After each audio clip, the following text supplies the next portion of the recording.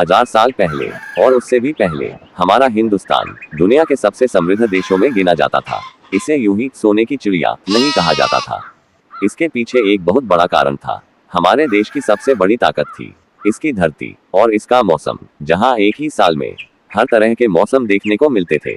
गर्मी भी, सर्दी भी, बरसात भी और बसंत पतझड़ जैसे कई रूप। देश का हर कोना अलग अलग तरह का था। कहीं हरियाली से भरे खेत थे, तो कहीं ठंडी हवाओं वाले पहाड़, कहीं नदियों से लबालब मैदान, तो कहीं जंगल और पशुधन। गंगा, यमुना और कई बड़ी बड़ी नदियां इस धरती को जीवन देती थी। इन नदियों की वजह से पानी की कभी कमी नहीं होती थी, और जहां पानी हो वहां जीवन अपने आप समृद्ध हो जाता है। इसीलिए हमारे देश में हर तरह की फसल उगती थी। गेहूं, चावल, मक्का, दालें और तरह तरह के मसाले। इतना अनाज होता था कि कभी किसी चीज की कमी महसूस नहीं होती थी। लोग खेती करते थे, पशु पालते थे, गाय, भैंस, बकरियां, ऊंट, सब कुछ इस धरती पर आसानी से पलता था। लेकिन दुनिया के बाकी देशों में ऐसा नहीं था। कहीं महीनों तक बर्फ जमी रहती थी, तो कहीं सिर्फ रेत ही रेत थी। कहीं पानी की भारी कमी थी, तो कहीं खेती करना लगभग नामुमकिन था। अफगानिस्तान जैसे इलाकों में पथरीली जमीन, ऊंचे ऊंचे पहाड़ और सीमित संसाधन थे। वहां के लोगों के लिए जीवन उतना आसान नहीं था, और इसी वजह से दुनिया की नजर धीरे धीरे हिंदुस्तान की ओर बढ़ने लगी। लेकिन जहां एक तरफ हिंदुस्तान समृद्ध था, वहीं दूसरी तरफ दुनिया के कई देश अपनी जरूरतों के लिए संघर्ष कर रहे थे। कुछ देशों में ना तो सही खेती हो पाती थी, और ना ही हर तरह का अनाज उपलब्ध था। लोगों को पेट भरने के लिए भी दूसरे देशों पर निर्भर रहना पड़ता था। और तभी उनकी नजर पड़ी हिंदुस्तान पर, एक ऐसा देश जहां हर तरह का अनाज था, हर तरह के मसाले थे, और जीवन के लिए जरूरी हर चीज मौजूद थी। धीरे धीरे दूसरे देशों के व्यापारी अपने अपने सामान लेकर हिंदुस्तान आने लगे। कोई अपने देश से सूखे मेवे लाता था, कोई घोड़े, तो कोई और कीमती चीजें, और बदले में यहाँ से ले जाता था गेहूं, चावल, मसाले और दूध से बनी चीजें। यह व्यापार दोनों तरफ के लोगों के लिए फायदेमंद था। जो सामान लेकर आते थे उससे भी कमाई होती थी, और जो यहाँ से लेकर जाते थे उससे भी फायदा होता था।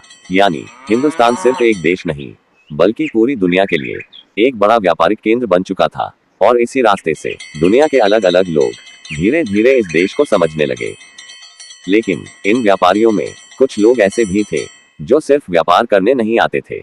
उनकी नजर धीरे धीरे हिंदुस्तान की दौलत पर टिकने लगी थी। खासकर अफगानिस्तान के कुछ इलाकों से आने वाले लोग, जहां जीवन उतना आसान नहीं था, जहां पहाड़ थे, पथरीली जमीन थी और संसाधन सीमित थे। वह लोग पहले तो अपने देश से सूखे मेवे जैसे बादाम, अखरोट, पिस्ता लेकर आते थे, और बदले में हिंदुस्तान से अनाज और जरूरी चीजें लेकर जाते थे।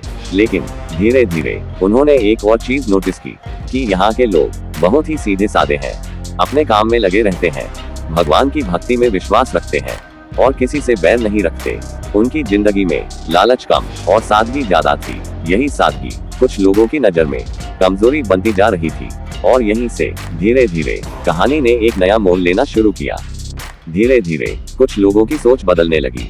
जहां पहले वो व्यापार करने आते थे, अब उनके मन में कुछ और ही चलने लगा था। अपने देश की गरीबी और हिंदुस्तान की अमीरी देखकर उनके अंदर लालच बढ़ने लगा। अफगानिस्तान जैसे इलाकों में बेरोजगारी ज्यादा थी और जीवन कठिन था। वहां के कई युवा रोजगार न मिलने की वजह से गलत रास्तों की ओर बढ़ने लगे। कुछ लोग घोड़ों पर सवार होकर छोटे छोटे गिरोह बनाने लगे, और फिर उन्होंने शुरू की लूट और डकैती। पहले वो सुनसान रास्तों पर चलते व्यापारियों को निशाना बनाते थे, उनसे उनका सामान छीन लेते थे और वापस अपने इलाकों में चले जाते थे। धीरे धीरे ये छोटे छोटे गिरोह बड़े होते गए, लालच बढ़ता गया, और उनके हौसले भी अब उनका निशाना सिर्फ रास्ते नहीं, बल्कि पूरे के पूरे इलाके बनने लगे थे। और यहीं से शुरू हुआ एक खतरनाक दौर।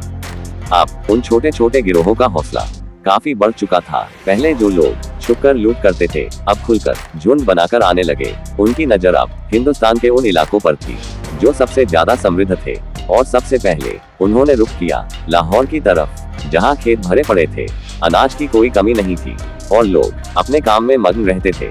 एक दिन अचानक घोड़ों की टापों की आवाज गूंज उठी। सैकड़ों लोग तलवारें लेकर गांवों की ओर बढ़ने लगे। गांव के लोग, जो कभी ऐसी चीजों के आदी नहीं थे, घबरा गए।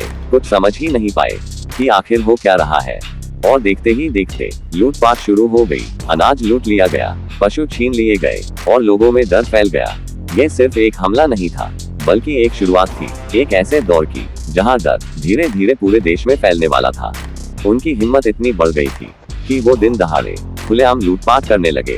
पहले वो छोटे छोटे गांवों को निशाना बनाते थे, लेकिन अब उनकी नजर बड़े इलाकों पर थी। उनके झुंड सैकड़ों से बढ़कर हजारों में बदल चुके थे। घोड़ों पर सवार, हथियारों से लैस, वो दूर दूर तक लूटपाट करने निकल पड़ते थे। धीरे धीरे वो हिंदुस्तान के अंदर और आगे बढ़ने लगे। अब उन्होंने सिर्फ गांव ही नहीं, बल्कि छोटे छोटे राजाओं को भी निशाना बनाना शुरू कर दिया। लड़ाइयां होने लगी और जहां भी वो जीतते, वहां की रियासत पर कब्जा कर लेते। एक एक करके कई इलाके उनके कब्जे में आते गए और फिर कुछ ही सालों में उन्होंने देश की राजधानी दिल्ली तक पर कब्जा कर लिया।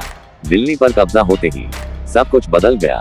उन्होंने अपने कानून लागू कर दिए और लोगों को हुक्म दिया कि अब उन्हें उसी तरह जीना होगा जैसा वो चाहते हैं। और यहीं से शुरू हुआ एक नया दौर, जिसने हिंदुस्तान की तस्वीर ही बदल दी।